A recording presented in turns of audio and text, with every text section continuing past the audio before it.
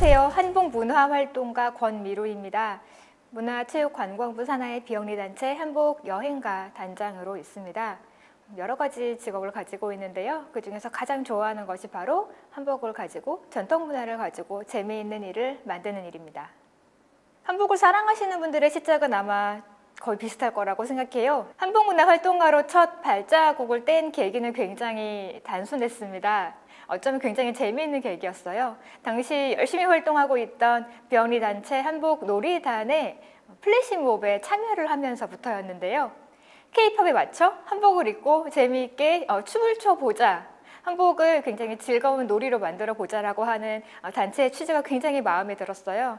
그때가 아마 2013년이었을 거예요. 우연히 한복을 입고 춤을 추는 것을 계기로 저는 이 한복이 굉장히 덥거나 아니면 입기 힘들거나 불편한 옷이라기보다 즐거움을 가득 담을 수 있는 옷이라는 걸 깨달았어요. 그 다음부터 한복을 입고 무엇을 할 수 있을까 고민을 하기 시작했고, 한복을 입고 어디까지 가서 무엇까지 해볼 수 있을까 고민하기 시작했어요. 한복만 가지고 여행을 시작을 하게 됩니다. 국내 여행에서부터 시작해서 해외여행에 이르기까지 굉장히 다양한 나라를 다니면서 새로운 한복을 시도를 하는 것이 저의 한복 문화 활동의 첫 시작이었습니다.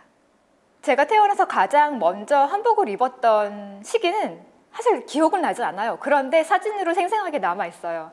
아주 어렸을 때 정말 아주 갓난쟁이 시절에 저희 가족들과 함께 또 저희 오빠와 함께 한복을 입고 굉장히 즐겁게 저희 집 문 앞에 마당에서 장난을 치며 놀고 있는 사진이 제가 기억은 나지 않지만 첫 한복을 입었던 순간이에요.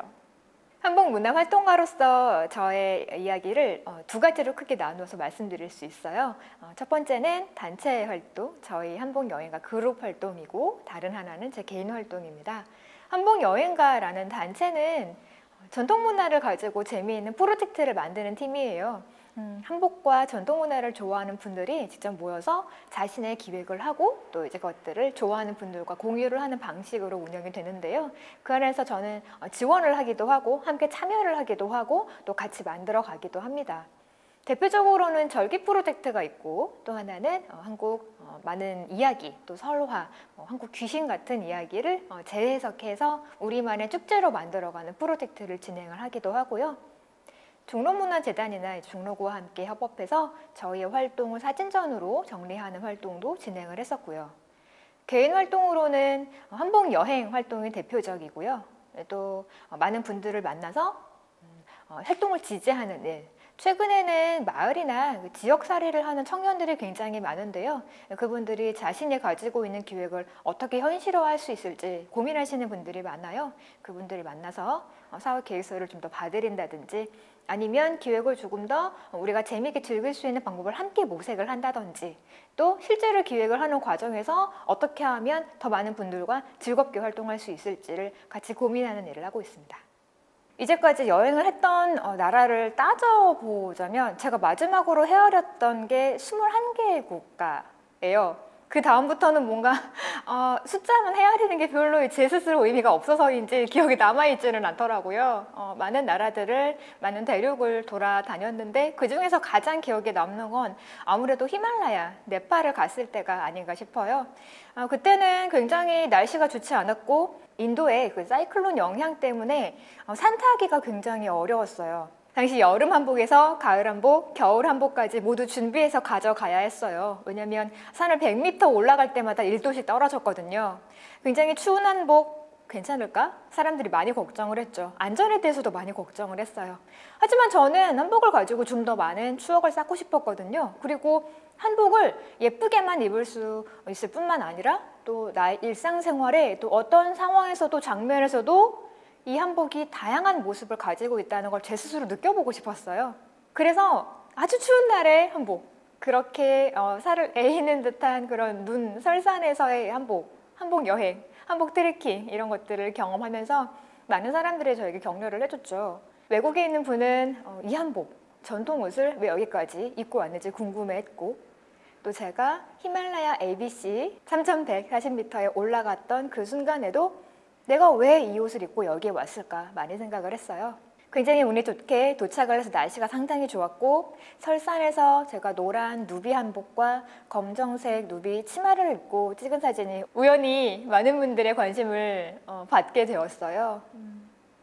아무래도 제가 한복에 대해서 제 스스로 생각한 가치 또는 의미를 다시 찾게 됐던 여행이라서 이 네팔 한복 여행은 저한테 가장 큰 기억에 남아있어요. 한복을 입고 다양한 활동을 하다 보면 정말 많은 분들을 만나게 돼요. 여행뿐만 아니라 전시를 볼 때, 마트를 갈 때, 전철을 탈 때, 그럴 때마다 한복을 좋아하시는 분들이 제가 입은 한복을 보고 굉장히 예쁘고 본인도 사고 싶어서 어디서 샀냐고 물어보실 때 굉장히 뿌듯한 느낌이 들어요. 그리고 제가 한복을 입고 활동을 하다 보니까 아무래도 관련된 분들을 많이 또 만나게 되기도 하거든요. 이제 그런 분들께서 한복을 입은 저 이렇게 아이덴티티를 연결 지어서 생각을 해주실 때 또 굉장히 뿌듯하기도 하고요. 또 예전에 필리핀의 한국문화원에서 현지인 분들, 특히 한국 문화를 좋아하고 사랑하고 그래서 한국어도 굉장히 잘하시는 현지인 분들을 만났을 때에도 제가 한복을 입고 이분들과의 접점을 이렇게 특별한 만남을 통해서 우리나라에 대해서 좀 더 상세하게 알려줄 수 있고 제 활동이나 제가 한복을 입고 다녔던 한복 사진이나 이제 그런 것들을 보여주면서 서로에 대한 전통, 또 문화, 또 이제 가치에 대해서 자유롭고 또 허심탄회하게 얘기할 수 있었던 것이 가장 기억에 남고 저한테 특별한 경험이에요. 한복만 가진 가장 특별한 점이라면 아무래도 이 세상에서 단 한 벌뿐이라는 것 아닐까요? 물론 기성복도 요즘에는 많이 나와 있죠. 하지만 전통 한복이라는 것을 놓고 봤을 때에는 내 몸에 맞춰서 내 몸에 맞춘 치수 그리고 내 몸의 사이즈 이런 것들이 정확하게 맞지 않으면 한복은 태가 나거나 예쁘지 않다는 생각을 저는 간혹 해요. 어떻게 생각하면 아주 지독한 아날로그적인 매력이 한복에는 있는데요. 요즘에는 자기만의 특색, 자기만의 매력을 발휘하려고 노력하시는 분들이 굉장히 많아요. 저는 그러한 힙한 감성 또한 한복에 들어있기 때문에 이 세상에서 단 하나뿐인 나만의 선물 같은 존재가 한복이라고 생각하고 있어요. 제가 가지고 있는 한복이 생활한복과 전통한복 포함해서 약 100여 벌 정도 돼요. 처음에는 이 한복 중에서 많이 손이 가는 한복이 있었죠. 어떤 한복이었냐면 몸에 딱 붙고 그리고 치마는 약간 길이가 짧은 형태의 전통 한복이었어요. 그 한복은 제가 맨 처음 전주에 한복 여행을 가기로 결정했을 때 입었던 한복인데요. 그 한복에 좀 특별한 애정을 가지고 있어요. 왜냐면 제가 한복을 가지고 저 스스로 한복은 불편한 게 아니고 충분히 나한테 어울리고 그리고 좀 더 많은 사람들한테 즐거움을 줄 수 있는 옷이라는 생각을 가지게 했던 한복이라 그 흰색 저고리에 남색 치마 네, 그 한복을 저는 가장 좋아하고 당시에 즐겨 입었어요. 그리고 좀 제게 가지고 있는 좀 특별한 한복이 있는데요. 인조 가죽으로 만든 그 저고리가 있어요. 그 인조 가죽이라고 하는 게 한복이랑 과연 어울릴까 생각하시는 분들도 많이 계실 테지만 한복이라는 것이 나의 맞춤 옷이라는 걸 봤을 때 얼마든지 제 개성을 발휘해서 입을 수 있는 옷이라고도 생각을 하거든요. 그래서 인조 가죽으로 만든 갈색 저고리가 또 제 최애템입니다. 한복이 간혹 불편한 옷이라고 생각하시는 분도 계시지만 제가 생각하는 한복은 나를 다독거려주는 옷이라고 생각해요. 왜냐하면 이 한복을 입을 때는 좀 여유로워지거든요. 마음이 좀 더 풍성해지거든요. 우리가 항상 살아갈 때 요즘 굉장히 또 뭔가 변화가 시시각각 이루어지고요. 매일매일 새로운 일이 벌어지고요. 굉장히 많은 일들이 우리를 오가는데요. 그 과정에서도 한복을 입는 순간만큼은 그 모든 변화에서 굉장히 좀 저를 다시 찬찬히 돌아보는 시간을 가지게 돼요.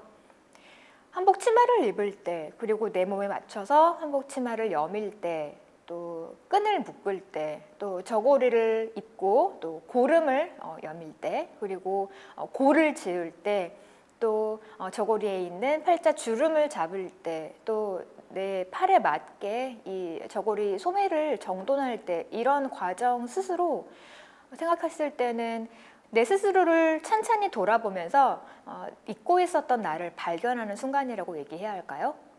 어떻게 생각하면 옷을 입을 때 훌렁훌렁 편하게 입고 벗을 수 있는 옷을 좋아하시는 분도 계시지만 또 한복만의 매력은 천천히 입으면서 나의 몸을 또 내 자신을 천천히 찾아나갈 수 있는 그런 옷이기 때문에 큰 매력이 있어요. 한복문화 활동가라는 명칭을 만들면서 제 스스로를 어떻게 규정할 수 있을지 많이 고민을 했어요. 왜냐하면 제가 하고 있는 이 활동은 특별히 어떤 상업적인 활동도 아니고 그렇다고 돈을 굉장히 많이 버는 직업도 아니거든요. 그래서 생각을 했죠. 저처럼 한국과 한복 문화와 전통 문화를 좋아하시는 분들이 끼가 굉장히 많으신데 그분들이 하고 싶으신 게 진짜 많더라고요. 그래서 앞으로의 계획이 있다면 저와 같이 한복을 가지고 이런 재미있는 소스를 가지고 또 좋아하는 사람들과 즐거운 일을 하고 싶은데 라고 생각하시는 분들을 만나서요. 아주 소소하지만 즐겁고 소소하지만 굉장히 의미 있고 또 굉장히 가벼운 것 같지만 가치 있는 일을 함께 계속 이어가고 싶습니다. 한복은 저에게 정체성입니다. 한복은 저를 설명할 수 있는 가장 좋은 아이템이라고 저는 생각해요. 물론 그 한복이라는 것이 이 정체성이라고 생각하는 분은 비단 저뿐만이 아니겠죠. 하지만 그런 분들이 더 많아지실수록 우리나라 이 한복이라는 것이 좀 더 오래, 좀 더 많은 사람들의 마음속에 따뜻하게 남을 수 있을 것이라고 생각해요. 그 이유는 이 의복이 우리 몸을 따뜻하게 감싸줄 뿐만 아니라 아주 다양하고 즐거운 추억을 담아주기 때문이거든요. 이 한복을 통해서 굉장히 많은 분들을 만나서 행복한 추억을 쌓았고 지금 한복 여행가 단체를 운영하면서 의미 있는 활동들을 많이 하게 되었고요. 그렇기 때문에 저에게는 한복은 정체성입니다.